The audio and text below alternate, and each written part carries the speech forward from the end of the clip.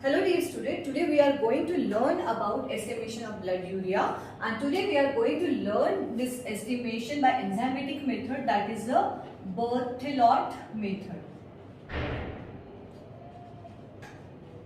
Okay, so before we go for the estimation, we will see what is urea. As we all know that urea is a non-protein nitrogenous substance. Okay, and how it is formed? It is formed by the catabolism of protein.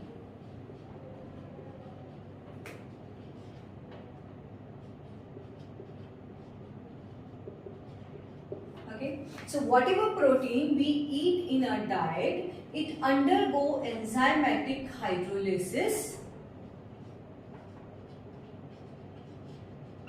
to amino acid. Now every amino acid undergo catabolism by the process which is known as transamination and oxidative deamination to form ammonia. Now you can see this free ammonia, this is toxic to the brain. So this has to be detoxified, and this is detoxified in the liver with help of urea cycle, and we get formation of urea. Now again, as urea contains this ammonia, it has to be excreted. So you can see most of the urea is excreted through the kidney.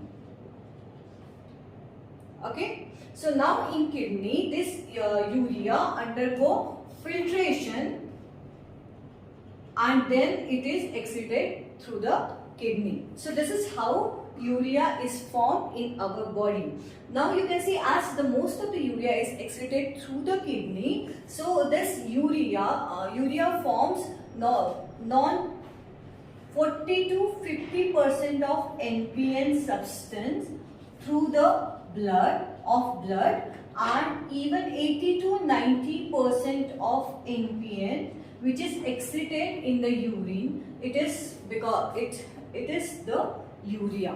So this is importance of urea. Now why it is important to estimate urea?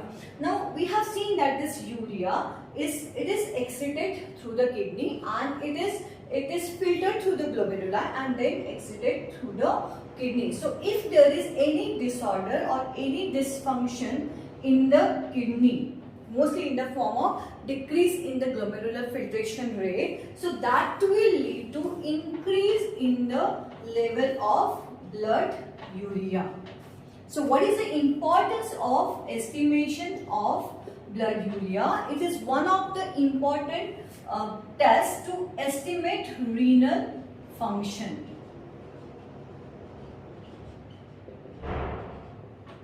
So it's that's why most of the time urea is assessed as the part of renal function test. Now we are going to see how this urea is estimated. So we have seen that that today we are going to assess it by the Berthelot method. Berthelot method is an enzymatic method. Apart from this, there are few chemical methods present, that is previously we used to estimate blood urea by diacetyl monoxide method, but it is not specific. You know that there are many other non-protein nitrogenous substances like uric acid, glutathione, even the sugar. This may be counted in this method. That's why nowadays we have shifted to the enzymatic method. Okay, and you know the enzyme that urease. This enzyme urease has absolute specificity for the urea. So we use urease for enzymatic estimation of urea and method is known as Berthelot's method. Now what are the advantages of taking enzymatic method? It is specific and even it is simple to perform, and this reaction is fast. That's why we are using Berthelot method. Now we will see what are the principle of this method and procedure. So in principle,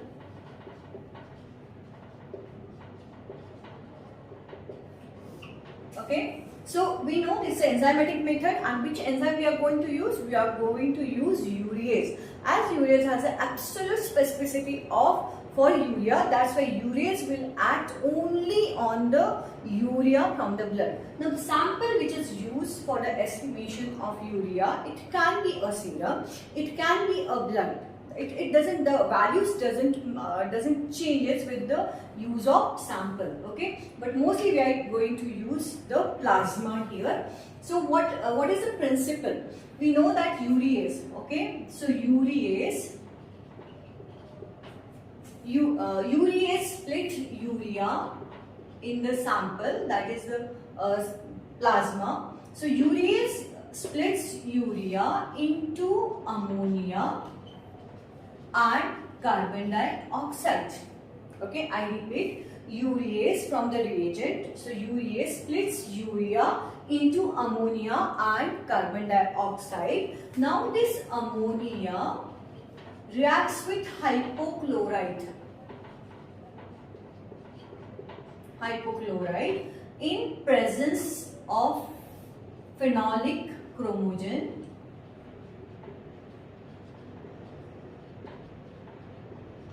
to form green colored compound.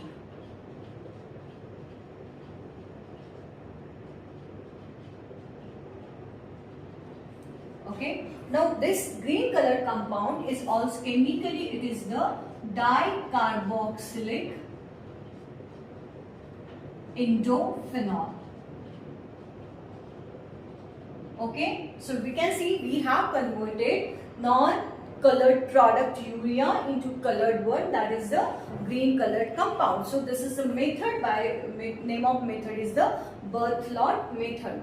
Now this we have to measure OD. So optical density of this green colored product is measured at 540 to 600 nanometer. Okay, now what is the color of filter? As we all know, in colorimetry we choose the complementary color of filter. So being this product green in color, we will choose red color filter of intensity 540 to 600. Okay, so this is the principle of the estimation of urea by Berthelot's method. Okay, now is it possible that only processing serum or plasma will give us result? No, we need to process the standard test tube similarly. So standard test tube similarly, and optical densities are compared. Okay, so can I summarize the principle of estimation of blood urea? So urease cleaves urea into ammonia and carbon dioxide. This ammonia reacts with hypochlorite in presence of phenolic chromogen to form green colored compound, that is dicarboxylic indophenol. Now optical density is measured at our complementary filter 540 to 600 nanometer. The standard reagent is treated similarly and color intensities are compared. Okay, so now what can be the reagents? Okay, so we will need plasma sample, plasma sample. Now apart from this, we will need standard. Now what is the standard we are going to get? So we will use the same urea standard, and the concentration of this standard is 40 milligram per dl. Okay, so this is one of the reagent. Then we need the reagent, that is mostly the R1, which is known as enzyme reagent. Okay, so what can be the content of enzyme reagent? This is the first step product. So it has urease in phosphate buffer. Okay, I'll cut this. So it has urease in phosphate buffer. Now what can be the R2? The R2 is the phenolic chromogen. So it contains phenolic chromogen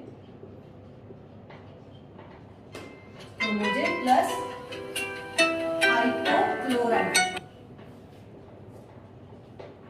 Okay, so this is, you can see these are the reagents we need. The procedure we follow as usual, that we take 3 test tube, and in 3 test tube we have to, okay, I'll draw a chart. So you have to take procedure. You have to take 3 test tubes, label them as a T, then S for standard and B for blank. Now in test you are going to add plasma, okay, that is 10 microliter of plasma. In standard test tube you are going to add 10 microliter of standard, okay, and in blank what you are going to add, you will add 10 microliter of distilled water. Now to this test tube you will add R1, that is the enzyme reagent, 1 ml or 1000 microliter. Okay. Now you have to mix it properly and incubate at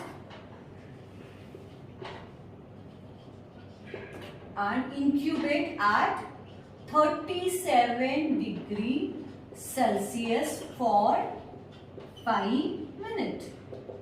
Okay. Now when it is written that incubate at 37 degrees Celsius, means you have to incubate it in the incubator. Okay. After 5 minutes, take out the test tube again and add reagent R2, that is the hypochlorite with phenolic chromogen. So again you are going to add 1 ml of this R2 in the test tube. Now mix well. Again incubate at same 37 degrees Celsius for 5 minutes.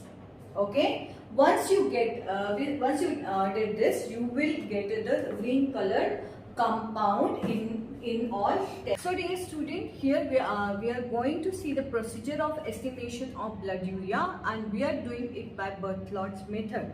Here you can see this is a chart which is going to assist you. Procedure for the addition, you have to first take 3 test tubes, and you can see they are labeled as a test, standard, blank. Now you can see in test, you can see here the table. In table it's written that there is addition and this is test, standard, blank. So in the test tube of serum, you are going to add the test solution. Can you see here? Look, what are the precautions you have to take? First, you have to go up to the first resistance, then immerse this pipette into the solution, and then take it out, and then just you have to pipette out in the test tube. While pipetting out, you have to go up to the second resistance, and you can see this drop should be seen beneath the test tube. Just like that, you will follow the same procedure in all the 3 test tubes. So in test, you are going to add 10 microliter of serum, it is the plasma. Then in standard, you are going to add the standard solution. Now here, it is the 40 milligram % standard. This is the concentration of standard. So you are going to add 10 microliter again here. Now this is a blank test tube. So you are going to add distilled water 10 microliter to make the equal volume. Now to all 3 test tube, you are going to add first, that is the working reagent. Now this is working reagent is R1. It contains urease. Okay. So you are going to add this with this pipette, 1 ml. You can see this is a 1000 microliter pipette, and you are going to add this reagent with in this test tube. So like that, in all 3 test tube, you are going to add this reagent, and then keep test tube in the. I'm not added up. I just told you that keep 3 test tube in the incubator for at 37 degrees Celsius for 5 minutes, and later on you add reagent 2. Okay, after 5 minutes you take out this test tube and add reagent 2 in that. So finally you will get and again you have to keep it for incubation for 5 minutes again. So finally you will get the test tube like this. Okay, so green, final color green appears here, and you can see the what is the OD. OD is lowest in the test tube of blank, because there is nothing we have added distilled water. Then while in standard and syrup, the color has been developed, and we have to measure optical densities of this solution. Then you can do calculation. Now how you will do calculation? So you can see the formula is it's general formula which we follow, that OD of test minus OD of blank upon OD of standard minus OD of blank into the concentration of standard, that is the 40 mg%. So then you will get result. Now what are the precautions you have to take so that you should get proper value for your estimation? So one thing, use specific pipette for that solution only. Then precaution of pipetting you have to take, that while pipetting in, go up to the first resistance, while pipetting out, go up to the second resistance. Then see the drop of that smallest quantity reagent should be at the bottom of test tube, then only it will get mixed with the higher quantity reagent. Then you have to mix well properly, follow the incubation time very properly, because you know these are the enzymatic activity, and all enzymatic activity has a time as a factors which affects velocity of reaction. Okay, and then after this you have to add reagent 2 properly, and you have to mix it properly. And at the end, okay, please see that the volume of all 3 test tubes is equal or not. That's very, very important. Okay, observation now.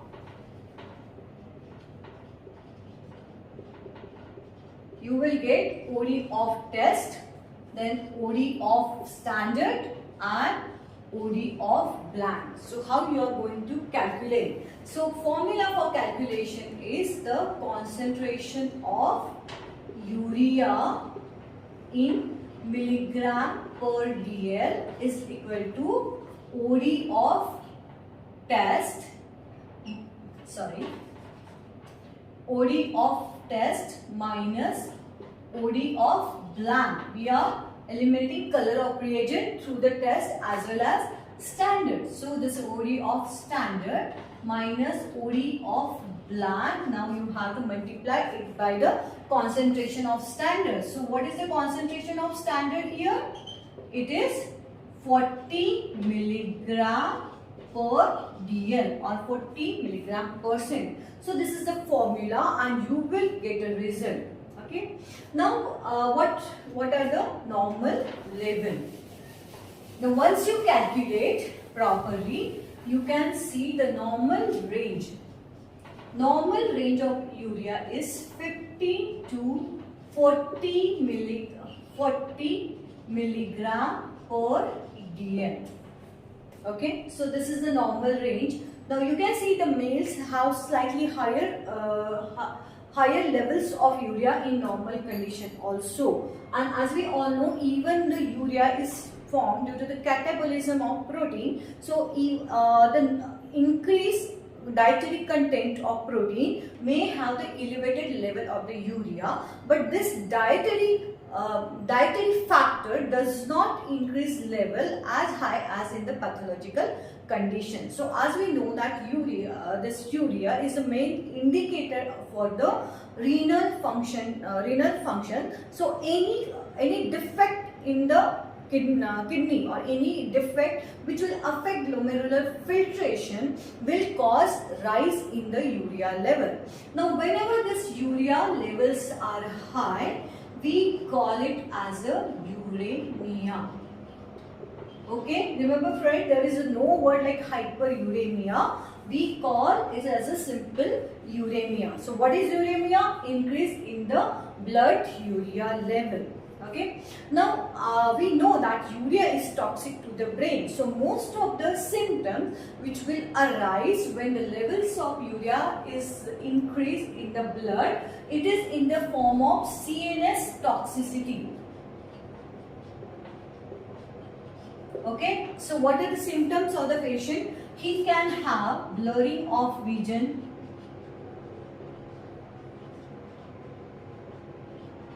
then slurring of speech, ataxic gait, and if it is not treated, patient may land up into coma and it can further lead to the death. So this is how it is, the increase in the urea is dangerous. Okay. Now we will see what are the factors which will increase blood urea level. So as we know that this urea is filtered at the glomerulus, so we have divided the factor into the three different headings. So that is the causes. It can be pre-renal causes, then it can be the renal causes, and there can be the post-renal causes. Okay, so what are the causes of uremia? Now what will happen, what you will get in the pre-renal causes? It can be either decrease in the blood volume. Okay, decrease in the blood volume, as in case of nausea, vomiting, diarrhea.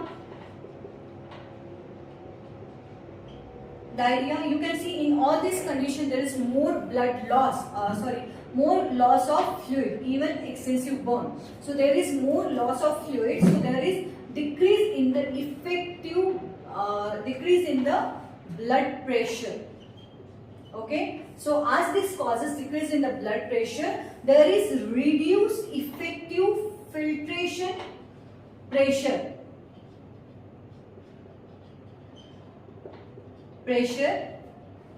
at the glomerulus.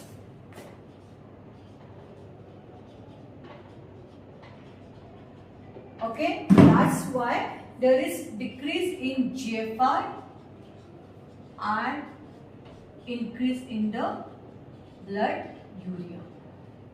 Okay, so this is the causes of pre-renal. Apart from this, there can be the increased tissue catabolism. Okay, so this is decrease in the blood volume. Second cause is the increased tissue catabolism. So more protein is formed. Okay, like in the fever or any hypermetabolic condition like cancers. So when there is a increase in the tissue catabolism, that will lead to the increased load of urea on the increased input of urea in the blood and more load on the kidney, even the hematemesis. That can cause also the pre-renal uremia. Now coming to the renal causes. Now renal causes are those which will affect kidney and its functional capacity. So mostly these are the causes which affect the glomerulus. So you can see the causes, renal causes. It can be a nephritis, inflammation of kidney. It can be a acute glomerulonephritis. It's an acute condition which involves glomerulus and nephron inflammation. Okay, it can be a renal tuberculosis, or it can be a mercurial poisoning. So these are the renal causes of uremia. Now how it will affect in the post-renal causes. Now post-renal causes means if there is any blockage in the excretion of urea from between the kidney and further excretion through the urethra. So it can be a stone, either ureteric stone or urinary bladder stone. It can be an enlarged prostate which can block excretion of urine further. It can be any malignancy of urinary tract, or it can be a trauma to the urinary tract. So these are the causes. You can see these are the pre-renal, renal and post-renal causes of uremia. Okay. Now there are the conditions where urea can be, the levels of the urea can be low. It is mostly, urea is synthesized in the liver. So if there is a decrease, we are talking about the decrease in the blood urea. Okay, so causes of decrease in the blood urea, it is maybe due to the liver disorder. Okay, where the synthesis of urea is going to reduce, and second, it can be a end stage renal disease.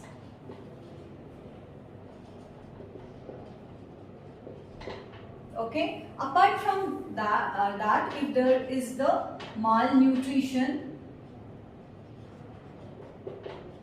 that will also reduce the blood urea level, but it is the reduction in blood urea level is less common as compared to increase in the blood urea level.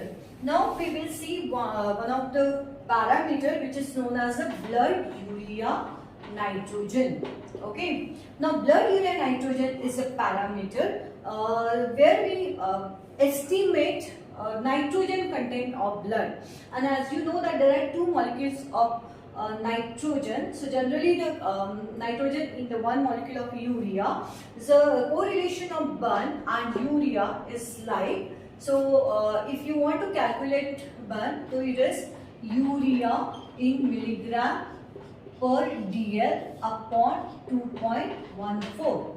In other case, if you want to get urea from the burn, you can say this urea in milligram per dl, so to BUN into 2.14. Okay, so in few countries this urea is estimated in term of burn, so you should know the relationship of blood urea nitrogen and the burn. Now there is one more the test that is known as a urea clearance test. Now urea clearance test you are going to study in the renal function test, but I just want to make. So you have to remember that urea clearance test is one of the tests which is used in the assessment of renal function, and you are going to see detail in the chapter of renal function test. Now here one note I want to give you to all of you is that though urea is an important factor to assess renal function test, it is not ideal one, because though we can see the urea is we can assess GFR, and that's a renal function. By estimating urea, but thing is that the level of urea can be altered by dietary protein intake. That's why urea is not an ideal parameter. If you see the urea serum creatinine, which is estimated as an adjoining test with the renal function test, that is a more ideal product as compared to urea. And in clearance test, if you consider, the inulin clearance test is most ideal test for assessment of renal function test. So this is all about the estimation of urea by the enzymatic method, that is the Berthold's method. Thank you so much. If you have any question, please put in the classroom. Thank you.